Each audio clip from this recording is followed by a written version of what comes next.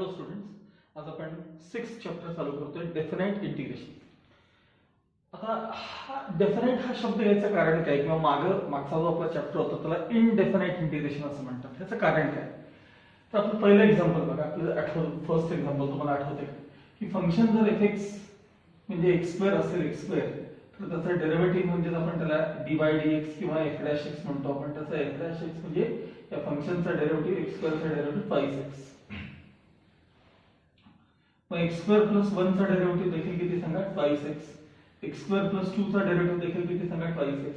मग या सगळ्या 5x चे इंटिग्रेशन जे होतं, 5x चे इंटिग्रेशन हे x² + 1 किंवा x² + 2 किंवा x² + 3 किंवा x² + एनी कॉन्स्टंट म्हणून त्याला आपण c म्हणतो. आणि हा कॉन्स्टंट काय असायचा हे आपल्याला शुअर माहित नसायचं. कधी 1, कधी 2, कधी 3, कधी 4, कधी काही असेल. म्हणून हे जे इंटिग्रेशन होतं ह्यातला जो c होता तो डेफिनाइट नव्हता, तो इनडेफिनाइट होता. म्हणून त्या प्रिव्हियस इंटिग्रेशनला आपण इनडेफिनाइट इंटिग्रेशन असं म्हणतो. आणि आता इथून पुढे हा तुमचा c जो आहे तो निघून जातो. कसा निघून जातो, का निघून जातो सांगतो मी तुम्हाला. तो c त्यातला निघून जातो म्हणून त्याला डेफिनाइट इंटिग्रेशन म्हणतात. त्याचं एक्झॅक्ट आन्सर डेफिनाइट तुम्हाला मिळतं आन्सर. ह्याला डेफिनाइट इंटिग्रेशन आजपासून आपण तो पार्ट पाहणार आहोत. तर डेफिनाइट इंटिग्रेशन मध्ये हे जे प्रॉब्लेम्स असतात तुमचे, हे कशा प्रकारचे क्वेश्चन्स असतात हे मी तुम्हाला दाखवतो. प्रॉब्लेमचं जे नेचर असतं ते असं असतं. Integration of a to b असं वाचतात ह्याला, a to b आणि f(x) dx इथे एखादं फंक्शन असतं. Integration of a to b f(x) dx हे फंक्शन जे आहे तुम्ही ते मागे सगळे शिकलेले इंटिग्रेशनचे टाइप्स असतात. a to b यांना लिमिट्स म्हणतात. a ला म्हणतात लोअर लिमिट आणि b ला म्हणतात अपर लिमिट. ऍक्च्युली तुम्ही ग्राफ वरती जर a आणि b हे जर नंबर्स पाहिले आणि या फंक्शनचा ग्राफ काढला असेल तर समजा हा तुमचा फंक्शनचा ग्राफ आहे. हे तुमचं y = f(x) असं फंक्शन आहे आणि x = a ही लाईन इथे आहे आणि x = b ही लाईन इथे आहे. a आणि b हे नंबर्स असतात. फॉर एक्झाम्पल a म्हणजे 3 आहे, b म्हणजे 6, समजा 7 आहे. या दोन लाईन्सच्या मध्ये ही जी एरिया आहे ना, ही जी एरिया बाउंड केलेली आहे त्या कर्वनं, ही एरिया म्हणजे तुमचं डेफिनाइट इंटिग्रेशन असतं. ही एरिया म्हणजे आता त्याला प्रूफ वगैरे आहे, सगळे ते 12वी सायन्सच्या लोकांना तो प्रूफ वगैरे असतो. तुम्हाला काही प्रूफ वगैरे दिले फक्त a to b integration of f(x) dx तसं मी मीनिंग तुम्हाला सांगितलं. Area bounded by these two lines a and b and the curve y = f(x) with x axis. ही जी एरिया आहे ती integral a to b f(x) dx या कॅल्क्युलेशनला तुम्हाला मिळते. आता प्रॉब्लेम हा कसा सोडवायचा असतो तर त्या f(x) चं इंटिग्रेशन नेहमीप्रमाणे घ्यायचं. नेहमीप्रमाणे जे काही तुम्ही आतापर्यंत मेथड शिकला मागे त्या सगळ्या मेथडनुसार तुम्हाला इंटिग्रेशन घेता आलं पाहिजे.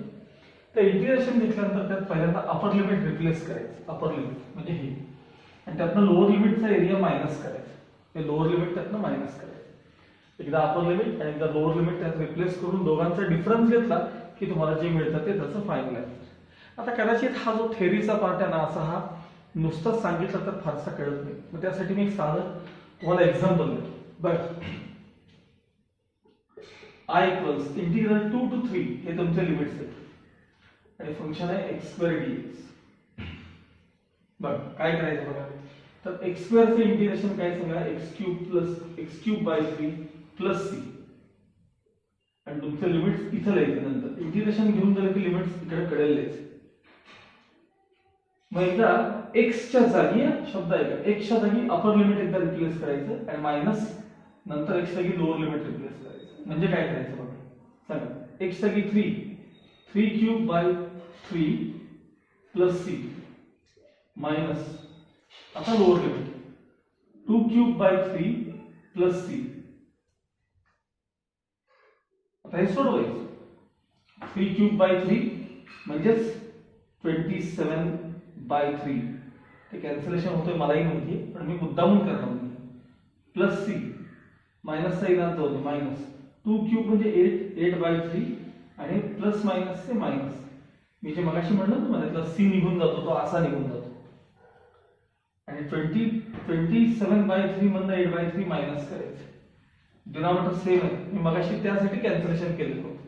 डिनॉमिनेटर सेम आहे, 27 मधून 8 गेले 19 आणि अपॉन 3 हे त्याचं फायनल आन्सर. अशा प्रकारे तुम्हाला डेफिनेट आन्सर त्याचा मिळतो, फायनाइट आन्सर मिळतो, म्हणून त्याला डेफिनेट इंटिग्रेशन असं म्हणलं जातं. बस काय केलं बघा, मी त्या फंक्शनचं इंटिग्रेशन घेतलं, एकदा अपर लिमिट रिप्लेस केलं, त्यातनं लोअर लिमिट सबट्रॅक्ट केलं, आणि जे येईल ते फायनल आन्सर. अशा प्रकारचे प्रॉब्लेम्स तुम्हाला या एक्सरसाइज मध्ये सॉल्व्ह करायचे. पुन्हा एकदा तुम्हाला म्हणजे कॉमर्स फॅकल्टीला लेसन फारच लहान आहे. 6.1 मध्ये हार्डली 10-11 एक्झाम्पल आहेत बघा. 6.1 मध्ये फक्त 10 ते 11 एक्झाम्पल आहेत. त्याच्यानंतर प्रॉपर्टीज नावाचा एक पार्ट येतो, तो जरा महत्वाचा आहे तो पार्ट. त्या 6.2 मध्ये फक्त 8 प्रॉब्लेम्स आहेत तुम्हाला, त्याच्यामध्ये फक्त 8 क्वेश्चन्स आहेत, आणि मग तुमचा चॅप्टर इथं संपलेला आहे. एवढा कमी पार्ट तुम्हाला या चॅप्टरमध्ये. पुन्हा एकदा मी तुम्हाला एक्सरसाइज सोडवून झाल्या त्याच्याशी रिलेटेड जे सॉल्ड एक्झाम्पल आहेत तेही त्याच वेळेला करून घेऊया, कारण अदरवाईज मग तुमचा खूप कमी भाग त्याचा अभ्यासला जाईल. म्हणून सॉल्ड एक्झाम्पल देखील आपण त्यावेळी पाहतो. ठीक आहे, चला एक्सरसाइज 6.1 ला आपण आता सुरुवात करू. एक्सरसाइज 6.1 बघा. Exercise 6.1 first question. Integral 4 to 9 1 upon root x dx असं फंक्शन आहे. 1 upon root x dx असा प्रॉब्लेम आहे पहिला. ठीक, बघा आता पहिला झाला आपण इझिली इंटिग्रेबल फॉर्म मध्ये आणूया. I इक्वल्स इंटिग्रल 4 to 9 ते रूट x लिहित की नाही, त्याला x रेस टू हाफ लिहिता येईल dx. आता हे हाफ वर घ्या. Integral 4 to 9 x raise to minus half dx equals, आता याचं इंटिग्रेशन तुम्हाला घेता येते. सांगा काय x raise to minus half चे integration, x raise to n चे इंटिग्रेशन आहे. वरती 1 ऍड करा, वाढवलेलं खाली घ्या. मग मायनस हाफ मध्ये 1 ऍड केले, हाफ अपॉन 1/2, आणि त्याचे लिमिट्स आता इथं लिहायचे. इंटिग्रेशन लिहून झालं त्याला लिमिट्स इकडे लिहायचे. ठीक आहे, आता हा जो नंबर आहे ना 1/2, ऍक्च्युअली तो 2/1 आहे बाहेर, आणि तो बाहेर काढून घ्यायचा. 2/1 बाहेर घेतला. पुन्हा हे आतमध्ये x रेस टू हाफ शिल्लक आहे, आणि लिमिट्स 4 to 9. पहिल्यांदा अपर लिमिट रिप्लेस करा, मायनस लोअर लिमिट रिप्लेस करा. बाहेरचे 2/1 म्हणजे 2 ऍज इट इज, हे 2 आहेत ते ऍज इट इज. सांगा अपर लिमिट काय, सांगा अपर लिमिट 9, म्हणजे 9 raise to half minus lower limit काय 4 raise to half equals 2 into bracket 9 raise to half म्हणजे 3, 4 रेस टू हाफ म्हणजे 2, हाफ म्हणजे स्क्वेअर रूट, म्हणजे 2 into bracket 1, final answer 2. I equals 2 हे त्याचं फायनल आन्सर. लक्षात आलं. सेकंड क्वेश्चन बघा.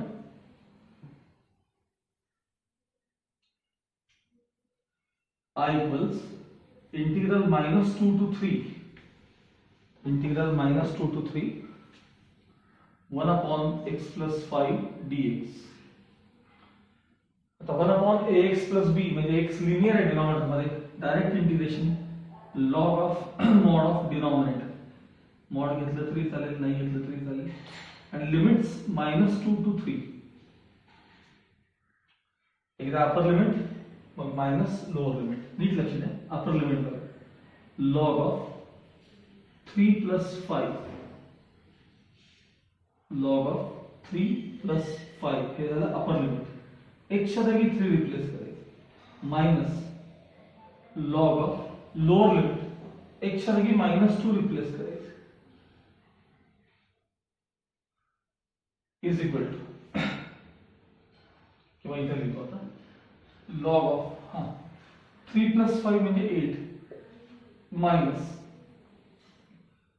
log ऑफ 5 minus 2 म्हणजे 3. आता बरेच जण म्हणून इथपर्यंत व्यवस्थित येतात आणि लास्ट स्टेप मध्ये मिस्टेक करतात. log 8 minus log 3 म्हणजे log 5 लिहून टाकतात. log minus log म्हणजे log ऑफ डिव्हिजन, म्हणजे log ऑफ 8/3 हे त्याचं फायनल आहे. या प्रकारे आन्सर लिहायचं. ठीक आहे.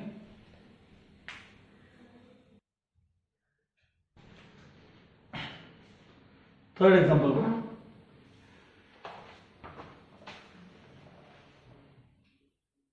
I equals integral x upon x square minus 1 आणि लिमिट्स आहेत तुमचे 2 to 3 असे लिमिट्स आहेत. लिमिट्स काय 2 to 3. आता मला सांगा या जर टर्मचा डेरिव्हेटिव्ह काय बघा x स्क्वेअर मायनस 1 चा डेरिव्हेटिव्ह ट्वाइस x. तो तुम्हाला इथं वर ऍडजस्ट करता येतो. डेरिव्हेटिव्ह कसा ऍडजस्ट करायचा बघा.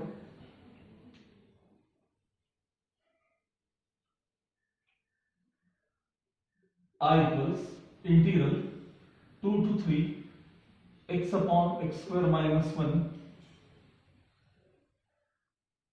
dx as it is.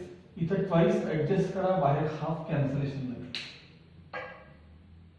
आता बघा half as it is. If derivative of denominator is present in numerator, खालचा डेरिव्हेटिव्ह वर प्रेझेंट असेल तर त्याचं log of mod of denominator answer असतं. यासाठी मागचा अभ्यास चांगला पाहिजे बरं का. आणि लिमिट्स आहेत तुमचे 2 to 3.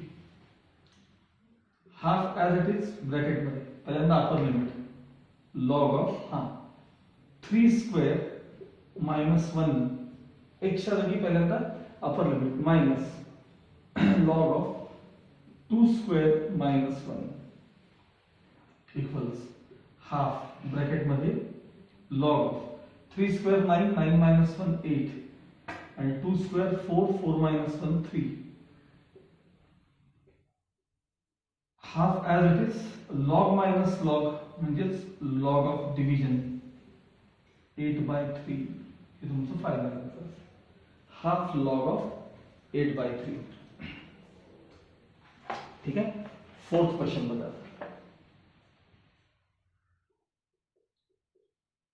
I equals integral x square plus 3x plus 2 upon root x dx आणि आपले लिमिट्स आहेत त्यातले तर ते 0 to 1 असे लिमिट्स आहेत. 0 to 1. बस सगळ्यात पहिल्यांदा आधी मी सेपरेट डिव्हिजन करतो. Integral root of x square upon root x plus 3x upon root x plus 2 upon root x आणि लिमिट्स आहेत आपले 0 to 1. I equals इंटिग्रल. आता रूट x म्हणजे ऍक्च्युअली x रेस टू हाफ असतात, हे डोक्यात ठेवा. रूट x म्हणजे काय असतात x रेस टू हाफ. मग x स्क्वेअर आणि खाली x रेस टू हाफ आहे. 2 मधनं हाफ गेले तुम्ही रेफर करा. x असं लिहा, असं बघा x raise to 2 upon x raise to half असं लिहा. आणि मग या दोघांचा डिफरन्स आहे 2 मधून हाफ गेले म्हणजे 3/2 शिल्लक राहतात प्लस 3 x रेस टू 1 खाली x रेस टू हाफ म्हणजे पुन्हा x रेस टू हाफ शिल्लक राहतात. हे x रेस टू हाफ ला वर घेतले म्हणजे 2x race to minus half होतात आणि मग dx. आपले limits 0 to 1 as it is. पुढची स्टेप x रेस टू 3/2 चे इंटिग्रेशन वरती एक ऍड करा. 3/2 मध्ये एक ऍड करा 5/2 upon 5/2 plus 3 coefficient x raise to half मध्ये 1 ऍड करा 3/2 upon 3/2 plus 2 x raise to minus half मध्ये 1 ऍड करा हाफ अपॉन हाफ आणि लिमिट्स आता इथं लिहायचे 0 to 1. लिमिट्स काय लिहायचे इथं 0 to 1. आता सगळीकडे आपण अपर लिमिट रिप्लेस करून घेऊया. सगळीकडे मला सांगा 1 ची कितवीही पॉवर 1च येत असते. त्यामुळे x च्या जागी जेव्हा तुम्ही 1 रिप्लेस करा त्यावेळी त्याचा आन्सर 1च येणार आहे. तरी रिप्लेस करूया आपण 1 raise to 5/2 upon 5/2 plus 3 into 1 raise to 3/2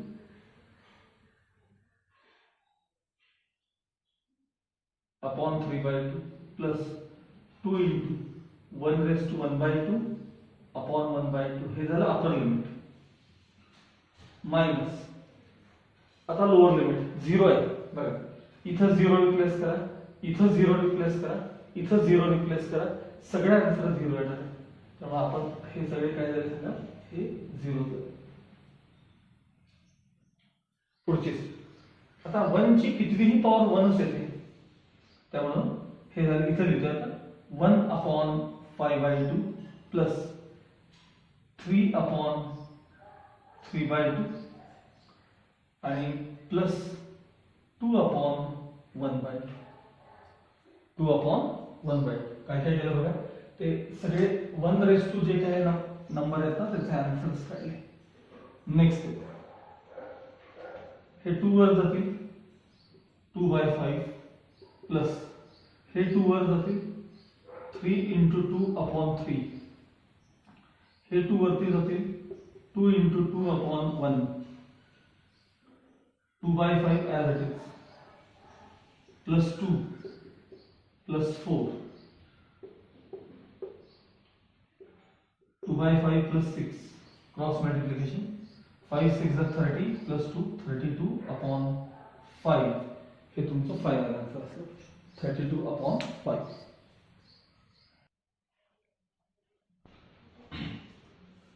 next fifth question बघा. I equals integral 2 to 3 x upon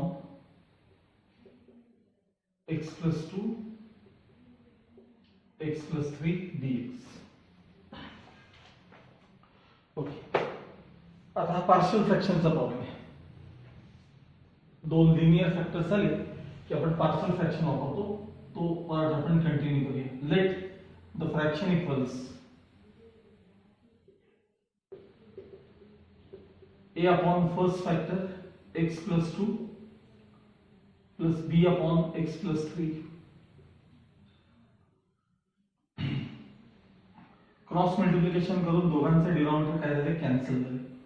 म्हणजे x is equal to a into bracket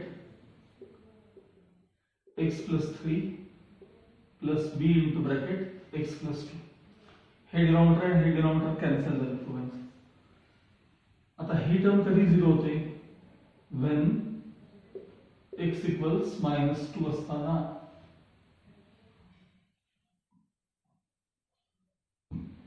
मग आता इथं x च्या जागी -2 रिप्लेस करा. a into bracket -2 plus 3. हे -2 मुळे हे सगळं 0 झालं, त्यामुळे b पण 0 झालं. So -2 equals a into bracket, त्याचा आन्सर येणार आहे 1. थोडक्यात a ची व्हॅल्यू मिळाली तुम्हाला -2 मिळाली. when हे ब्रॅकेट कधी 0 होणार आहे, x -3 असताना. मग करा replace.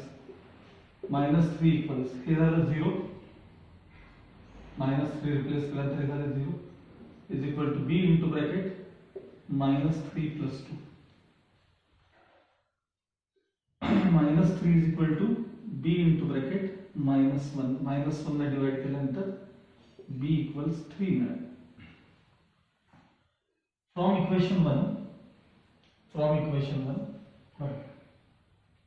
x upon x plus 2 into x plus 3 is equal to a upon first factor -2 upon x plus 2 plus b upon second factor, b म्हणजे 3. आता याच्या जागी हा सगळा पार्ट तुमच्या प्रॉब्लेम मध्ये आला पाहिजे. मग I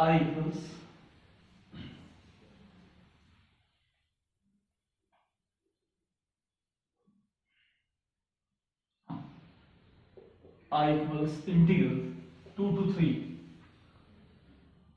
हा जो फ्रॅक्शन आहे त्याच्याऐवजी मी काय लिहिणार आहे बघा, तर -2 upon x plus 2 plus 3 upon x plus 3 dx. -2 coefficient, log of mod of denominator हे पहिल्याच answer, plus 3 coefficient, log of mod of denominator. कारण लिनियर आहे ना, x लिनियर आहे डिनॉमिनेटर मध्ये. लिमिट्स 2 to 3, लिमिट्स किती आहेत त्याचे 2 to 3 इक्वल्स पहिल्यांदा अपर लिमिट मग लोअर लिमिट असं करतो मी. आधी हा पार्ट थोडा रिड्यूस करतो, रिड्यूस केला की जास्त सोपा देईल. बघा ही टर्म आधी लिहितो, ही टर्म नंतर लिहितो. 3 log of x plus 3 minus 2 log of x plus 2. Limits तुमचे 2 to 3 आहेत असेल. हा 3 वर घेऊया, हा 2 पण वर घेऊया. म्हणजे लॉग ऑफ एक्स प्लस 3 चा cube minus log of x plus 2 चा square and limits apply 2 to 3 as it is. Log minus log म्हणजे log of division. Log of x plus 3 चा cube upon x plus 2 चा square. Limits 2 to 3 as it is. पुढं अपर limit x च्या जागी upper limit replace करणार आहे. Log of 3 plus 3 bracket cube upon 3 plus 2 चा bracket square. x च्या जागी 3 रिप्लेस केले बघा. मायनस लॉग ऑफ x च्या जागी 2 plus 3 bracket cube upon 2 plus 2 चा ब्रॅकेट स्क्वेअर. हे झालं upper limit minus lower limit. Log of 3 plus 3 6. 3 plus 3 6. 6 चा क्यूब 216 216 अपॉन 3 plus 2 5. 5 चा square 25 minus log of 3 plus 2 5. 5 चा क्यूब 125. 4 चा स्क्वेअर 16. पुन्हा लॉग मायनस लॉग म्हणजे log of division. Log minus log म्हणजे लॉग ऑफ डिव्हिजन.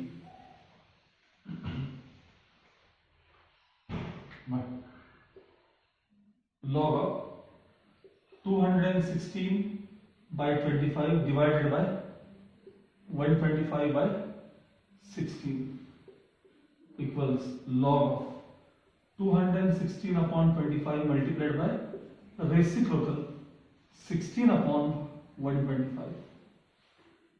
आता कॅन्सलेशनचा काही chances नाही आहेत, त्यामुळे फायनल आन्सर लॉग ऑफ ह्यांचं multiplication 16 6 96. 16 on the 16, 16 plus 9 25, 16 to the 32 plus 2 34 and 125 5 are 625 and 625 5 are 625 5 are जर केले आपण 625 5 are तर त्याचा आन्सर 3125 येतो. 3125 हे तुमचं फायनल आन्सर असेल. कदाचित टेक्स्टबुक मध्ये एवढा सिम्प्लिफाईड फॉर्म असेल की नाही माहित नाही मला, पण चेक करून घेऊया आपण एकदा फायनल आन्सर तुमचं काय दिलं.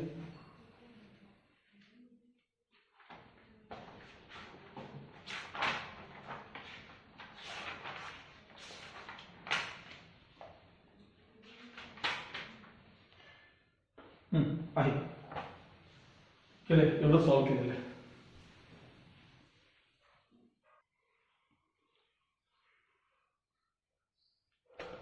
Okay, now question number 6 per I equals integral 1 to 2 dx upon x square plus 6x plus 5. आता हा प्रॉब्लेम फक्त मी पहिली स्टेप करून तुम्हाला स्वतःला करायला लावणार आहे. बरं, इंटिग्रल 1 to 2 1 अपॉन ह्याचे फॅक्टर्स जर काढले 5 on the 5 5 plus 1 6 येतात, म्हणजे x plus 5 आणि x plus 1 dx. आणि आता इथून पुढे तुम्ही सुरू करा. Let this fraction equals let a upon first factor plus b upon second factor. आणि याच्या पुढे पार्शियल फ्रॅक्शनचा पार्ट मागच्या प्रॉब्लेम सारखा तुमचा तुम्ही काय करायचं कंटिन्यू करायचा. हा प्रॉब्लेम स्वतः करा. ठीक आहे. नेक्स्ट पुढचा बघा क्वेश्चन नंबर 7. हा 6 होता, हा 7. If integral 0 to a 5x plus 1 dx चा आन्सर 2 असेल तर find the value of a असेल विचारलं. a ची व्हॅल्यू काय असेल त्याची? सोपं आहे बघा.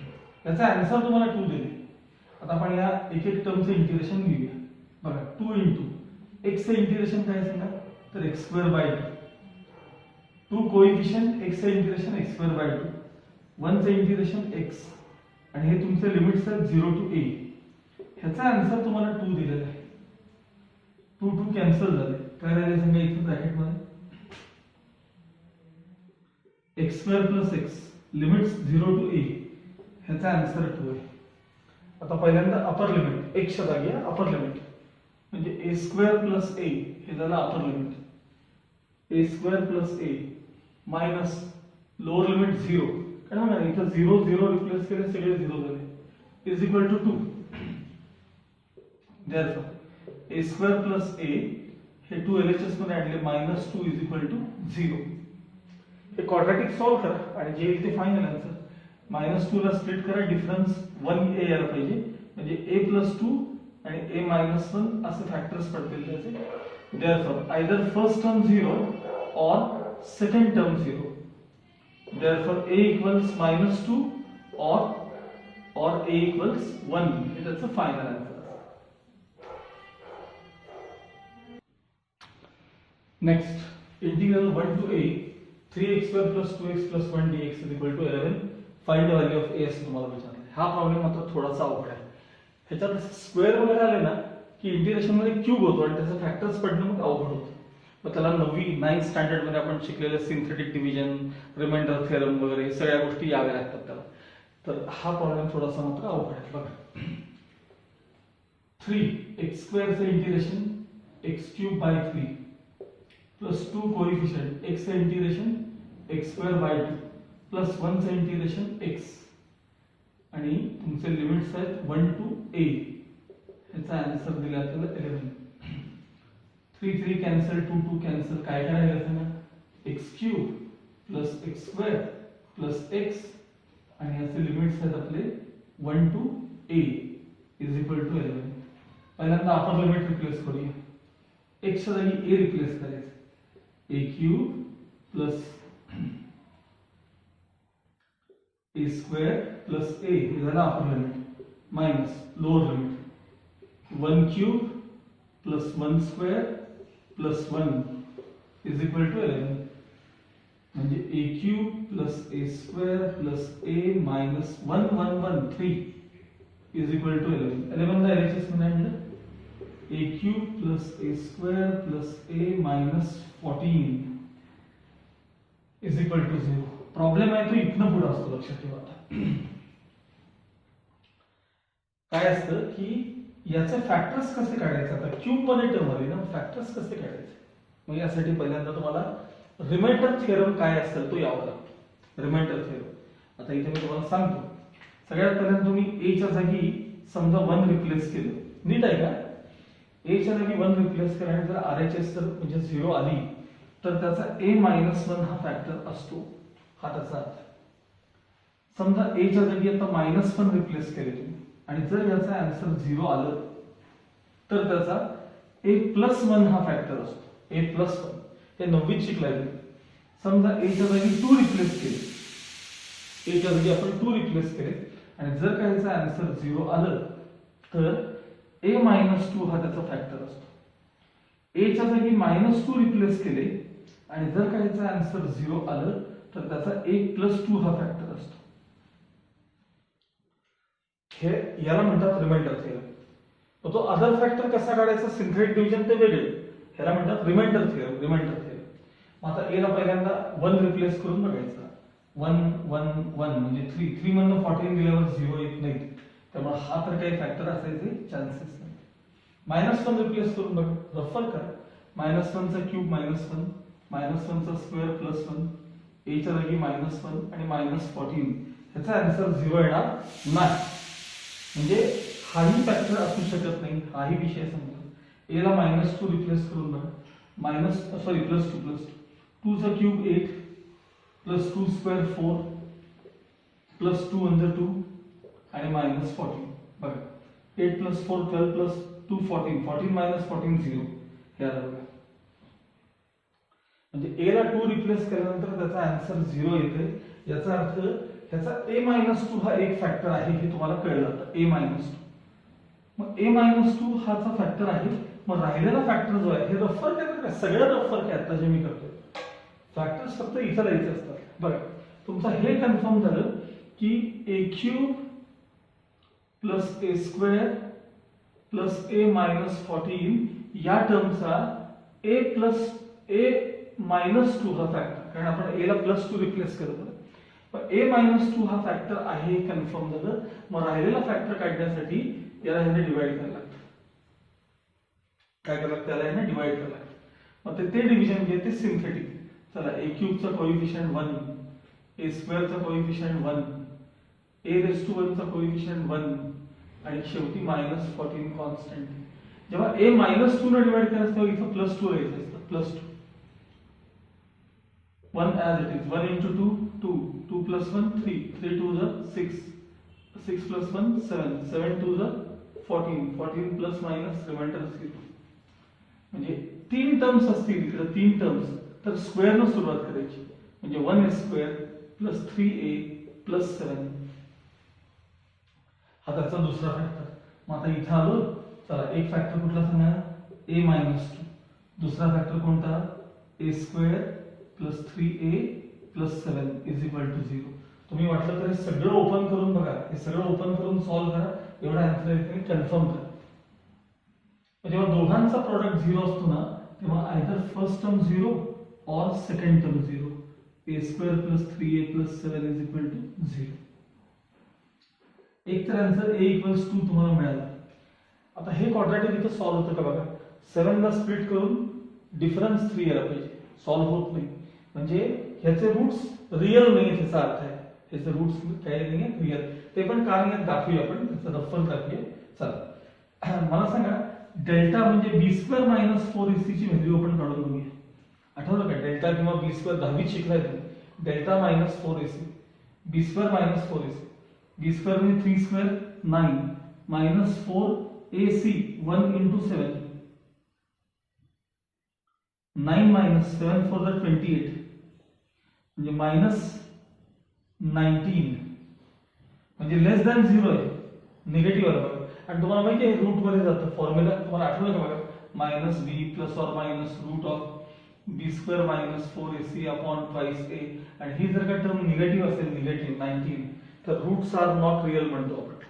त्याच्या खाली लिहायचं रूट्स आर नॉट रिअल. त्याच्या खाली काय लिहायचं? इथे वाटलं तर इथं बघा, the roots are not real. म्हणजे फायनल आन्सर आलं तुमचं तर a इक्वल्स 2 आलं. त्याच्यामध्ये हा जो पार्ट असतो ना, हा synthetic division, remainder theorem, formula वापरणं वगैरे, हे थोडंसं प्रिव्हियस स्टँडर्डचं आपल्याला यायला पाहिजे. ठीक आहे.